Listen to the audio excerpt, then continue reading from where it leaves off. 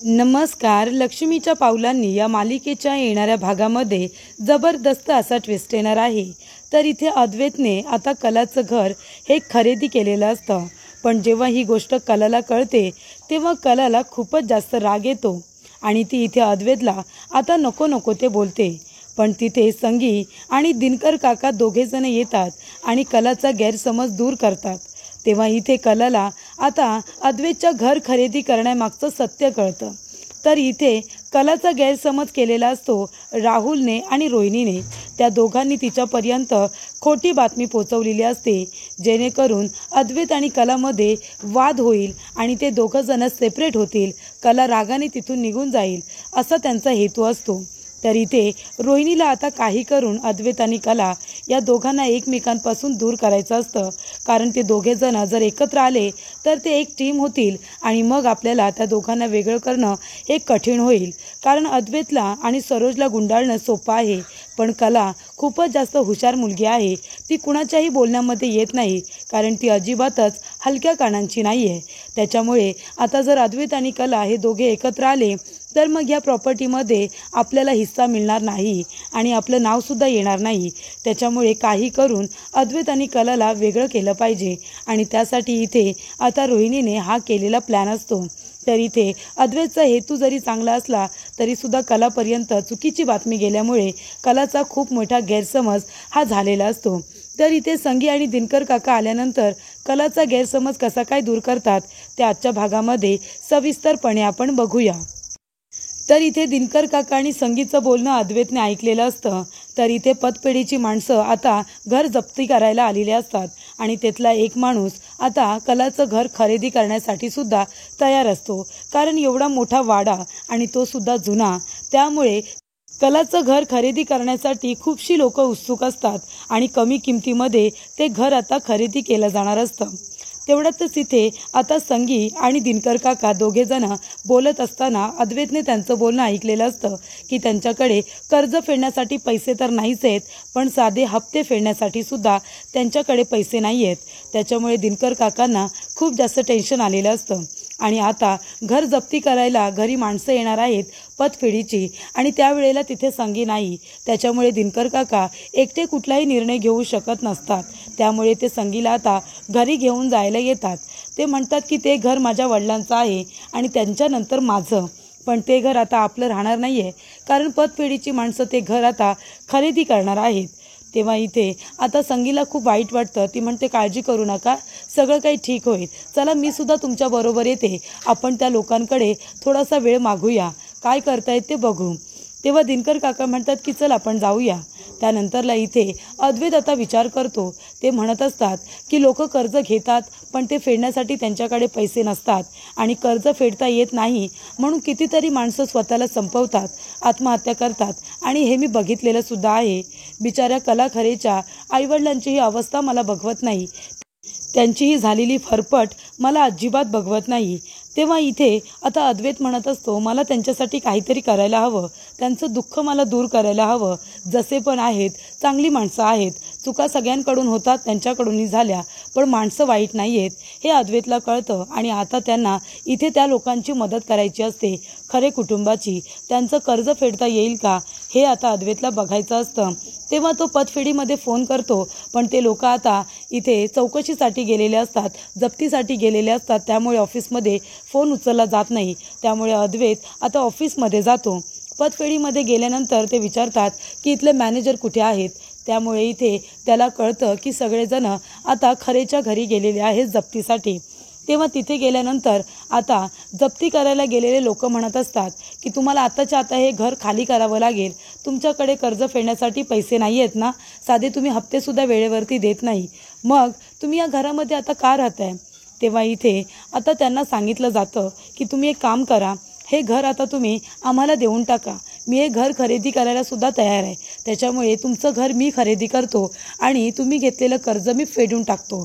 तेव्हा इथे एक माणूस आता उत्सुक असल्यामुळे इथे दिनकर काकांचा नाईलाज होतो. करणार तर काय करणार, ते लोक एवढी विनंती करून सुद्धा ऐकायला काही तयार नसतात. तेव्हा इथे आता पतफेडीची माणसं म्हणतात की ह्या पेपरवरती साईन करा आणि घरातून आता आम्हाला मोकळं करा, तुम्ही आताच्या आता इथून निघून जा आणि घर आमच्या ताब्यात द्या. त्यानंतर दिनकर काकांचा नाईलाज होतो. कलाला याबद्दल काही सुद्धा सांगितलेलं नसतं, कारण कलाचं आता लग्न झालंय आणि तिच्या सासरच्या लोकांना हे आवडणार नाही म्हणून तिच्यापासून ही गोष्ट लपवून ठेवलेली असते. त्यानंतरला आता दिनकर काका सही करायला जाणार तेवढ्यात तिथे अद्वैत जातो आणि म्हणतो की थांबा, सही करू नका. त्यानंतरला अद्वैत तिथे जातो आणि म्हणतो की किती कर्ज फेडायचं आहे. तेव्हा इथे आता जे काही कर्ज घेतलेलं असतं ती रक्कम त्याला सांगितली जाते आणि अद्वैत म्हणतो की ठीक आहे, मी तुमचं हे सगळं कर्ज फेडेन आणि हे घर मी खरेदी करेन, तुम्हाला चालेल का? तेव्हा इथे पतफेडीची लोक म्हणतात की ठीक आहे, तुम्ही जर सगळी मुद्दल आणि व्याज देऊन जर हे खरेदी करणार असाल घर, तर आमची काहीच हरकत नाही आहे, तुम्ही सगळे पैसे भरा आणि हे घर तुम्ही खरेदी करा. तेव्हा अद्वैत लगेचच तिथे सगळा पेपर वर्क करून पैसेसुद्धा पाठवतो आणि सगळं घर स्वतःच्या नावावरती करतो. तर इथे साईन वगैरे झालेली असते. अद्वैतने घर खरेदी केलेलं असतं. त्यानंतर पतफेडीची माणसं तिथून जातात. अद्वैत म्हणतो, हे बघा, हे घर फक्त मी खरेदी केलं आहे, पण ते माझं नाही आहे, ते घर तुमचंच आहे. तुम्ही इथे जसे राहत होता तसंच राहायचं मानाने, कुणालाही घाबरायची गरज नाही आहे. आता तुम्हाला तुमच्या घरातून कुणीही बाहेर काढायला येणार नाही.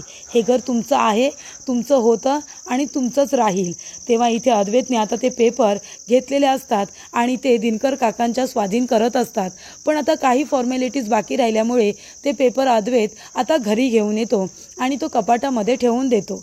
तर इथे कलाला त्याबद्दल काही माहिती नसतं, कारण मी तुझ्या घरातल्या लोकांवरती उपकार केलेत हे अद्वैतला कलाला जाणून द्यायचं नसतं, कारण कला ही खूपच जास्त स्वाभिमानी मुलगी आहे हे अद्वैतला माहिती असतं आणि जर तिला हे कळलं तर तिचा स्वाभिमान दुखावला जाईल आणि त्यामुळे तिला त्रास होईल आणि अद्वैतला आता कलाला त्रास द्यायचा नसतो, तिला या सगळ्यापासून त्याला दूरच ठेवायचं असतं. जणू काही झालेलंच नाही आहे असं अद्वैत तिच्यासमोर वागत असतो. तर इथे अद्वैतला तिच्यासमोर आता कुठलाही मोठेपणा मिरवायचा नसल्यामुळे तो आता खूपच जास्त शांत असतो. पण इथे ही बातमी आता राहुलला कळते आणि रोहिणीला कळते. तेव्हा राहुल आणि रोहिणी दोघं जण प्लॅन करतात. ते म्हणतात की कलाला याबद्दल काही माहिती नाही आहे, आता आपण कलाला असं काहीतरी सांगूया जेणेकरून तिचा गैरसमज होईल आणि ते अद्वैत बरोबर भांडणं करेल आणि रागाने घरसुद्धा सोडून जाईल. तेव्हा इथे रोहिणी म्हणत असते की चल. त्यामुळे आता किचनमध्ये कला काम करत असते आणि तिथून राहुल जात असतो आणि रोहिणीजवळ म्हणत असतो की मम्मा, तुला माहिती आहे का, अगं आपल्या ज्वेलरी शॉपसाठी अद्वैतने एक नवीन जागा खरेदी केलेली आहे आणि ती जागा म्हणजे कुठली, इथे खरेंचं घर आहे ना, खरेंची लँड खरेदी केलेली आहे. म्हणजे त्यांचं घर, ते घर आता अद्वैत पाडेल आणि त्या ठिकाणी आपलं खूप मोठं चांदेकरांचं ज्वेलरी शॉप उभं राहणार आहे. अद्वैतने तीच जागा खरेदी केली आहे. तुला माहिती आहे ना मम्मा, अद्वैतला एखादी जागा आवडली की तो सोडत नाही. त्यासाठी खरेंना घरातून बेदखल करावं लागलं तरीसुद्धा चालेल. आता घर तर अद्वैतच्या नावावरती झालेलं आहे, त्याच्यामुळे आता त्या घरातून खरेंना तो घरातून बाहेर काढेल आणि त्या ठिकाणी ज्वेलरी शॉप उभं करेल. आणि तसंही अद्वैतला त्या खरेंचा किती राग येतो मम्मा, तुला तर माहितीच आहे ना, त्यामुळे त्यांचं आता काही खरं नाही आहे. तेव्हा इथे कला ते बोलणं ऐकते, कारण ती किचनमध्येच उभी असते. तर इथे कलाने ते ऐकावं आणि तिचा गैरसमज व्हावा या हेतूनेच राहुल आणि रोहिणी ते बोलणं करत तिथून जात असतात. तेव्हा कला आता आपल्या रूममध्ये जाते आणि कपाटामध्ये ते पेपर आहेत का ते बघते. तर इथे प्रॉपर्टीचे पेपर असतात आणि त्याच्यावरती दिनकर काकांची सही असते आणि अद्वैतची सुद्धा सही असते घर खरेदी केल्याची. तेव्हा इथे अद्वैत आता छान कॉफी पीत बसलेला असतो. तेव्हा इथे कला त्याच्यासमोर येते आणि ते पेपर त्याच्या फुड्यामध्ये टाकते आणि त्याला म्हणत असते की तुझी हिंमत कशी झाली आमचं घर खरेदी करायची, आमच्या गरिबीचा गैरफायदा घेतोयस तू. म्हणजे आमचं घर हे गहाण आहे हे तुला कळलं, आमच्यावरती कर्ज आहे तुला माहिती आहे, ते आम्ही फेडू शकत नाही असं वाटलं ना तुला, आणि म्हणूनच तू माझ्या परिस्थितीचा गैरफायदा घेतलास आणि म्हणून तू आमचं घर खरेदी करून आता त्या ठिकाणी ज्वेलरी शॉप उभं करणार आहेस. तू आमच्या या गरिबीचा असा गैरफायदा घेऊ शकत नाही, कळलं का तुला, असं कला आता अद्वैतला म्हणते. त्याच्यावरती खूप चिडलेली असते. त्याला वाटेल तसं बडबडत असते की तुझ्याकडे पैसा आहे म्हणून तू गरीब माणसाला रस्त्यावरती आणशील का, मी सुद्धा ते होऊ देणार नाही. मी पण बघते ना की माझ्या घराच्या ठिकाणी तू तुझं ज्वेलरी शॉप कसं बांधतोस ते. अरे गरिबाला फसवून तुला काय इथे खूप मोठी इमारत उभी करायची आहे का, कधीही यशस्वी होणार नाहीस तू त्याच्यामध्ये, कळलं का, मी अजिबात हे होऊ देणार नाही. तर इथे आता कलाला खूपच जास्त अद्वैतच्या वागण्याचा राग आलेला असतो. कला म्हणत असते की अद्वैत तू हे बरोबर केलेलं नाही आहेस, कळलं ना, त्यानंतरला तिथे संगी आणि दिनकर काका दोघेजण येतात आणि कलाला राग आलेला असतो. ती वाटेल त्या अद्वैतला बोलत असते. अद्वैत एक शब्दसुद्धा बोलत नाही. तो गप्पा आपली कॉफी एन्जॉय करत असतो. तेव्हा तिथे संगी येते. दिनकर काका येतात आणि म्हणत असतात की कले थांब, अगं तुझा काहीतरी गैरसमज झालाय. इथे आपल्याला जावई बापूंनी प्रॉब्लेममध्ये टाकलेलं नाही आहे, तर आपल्याला खूप मोठ्या संकटामधून बाहेर काढलेलं आहे. अगं हे घर खरेदी करून त्यांनी आमची मदतच केली. पतफेडीची लोकं आली होती आणि ते आपलं घरसुद्धा खरेदी करायला निघाले होते. म्हणजे माझ्या सह्यासुद्धा घेत होते की आम्ही हे घर खरेदी करू, नाहीतर ते पतफेडीच्या ताब्यात तरी येईल. त्यातला एक माणूस आपलं घर खरेदी करण्यासाठी खूप जास्त उत्सुक होता. जावई बापूंनी त्यांना हवे तेवढे पैसे दिले आणि आपलं घर स्वतःच्या नावावरती करून घेतलं. पण त्या घराची चावी मात्र स्वतःकडे घेतली नाही. त्यांच्या पेपरमध्ये काही फॉर्मॅलिटीज बाकी आहेत म्हणून ते पेपर त्यांनी फक्त त्यांच्याकडून आणून ठेवलेले आहेत. नंतर ते घर मलाच देणार आहेत. त्यांनी मानाने त्या चाव्या माझ्या हातामध्ये दिल्या आणि ते म्हणाले की ते घर तुमचं आहे आणि ते तुमचंच राहणार. तुमच्या घरातून तुम्हाला कुणीही बाहेर काढणार नाही आणि त्याच घरामध्ये आपण राहतोय. आता जावई बापू आहेत म्हणून आपल्या डोक्यावरती छप्पर आहे, नाहीतर आम्ही कुठेतरी आता रस्त्यावरती राहत असतो. त्यांनी आपली इज्जत वाचवलेली आहे. कळतंय का तुला? आणि कले, तू त्यांनाच वाटेल तसं बोलतेस. तुझा खूप मोठा गैरसमज झालाय. तेव्हा इथे कलाला कळतं की राहुल आणि रोहिणीने गैरसमज व्हावा म्हणून तिच्यासमोर हा विषय काढला होता. तेव्हा कला म्हणते की सॉरी. तेव्हा इथे अद्वैत म्हणतो काय म्हणालीस, जरा जोरात म्हण. तेव्हा कला त्याच्या कानाजवळ वागते आणि म्हणते की सॉरी आणि जोरात असते असं म्हणते. तेव्हा इथे अद्वैत तिच्याकडे रागानेच बघतो आणि ते म्हणत असते खरंच चांदेकर, माझा गैरसमज झाला होता. एवढं सगळं घडलं, आईबाबांनी मला काही सांगितलं नव्हतं. हे तुला कसं काय कळलं? तू माझी मदत केलीस, माझ्या आईवडिलांचा मान राखलास. तू मला वाटेल तसं बोल, पण जर तू माझ्या आईवडिलांचा मान राखशील ना तर मी माझा कितीही अपमान करायला सहन आहे, कारण त्यांच्यापुढे मला दुसरं कुणीही नाही आहे. असं आता इथे कला अद्वैतला म्हणते आणि त्याने जी मदत केलेली असते तिच्या आईवडिलांची, त्यासाठी ती सारखं अद्वैतला थँक्यू म्हणत असते आणि ती खूपच जास्त त्याची आता ऋणी झालेली असते.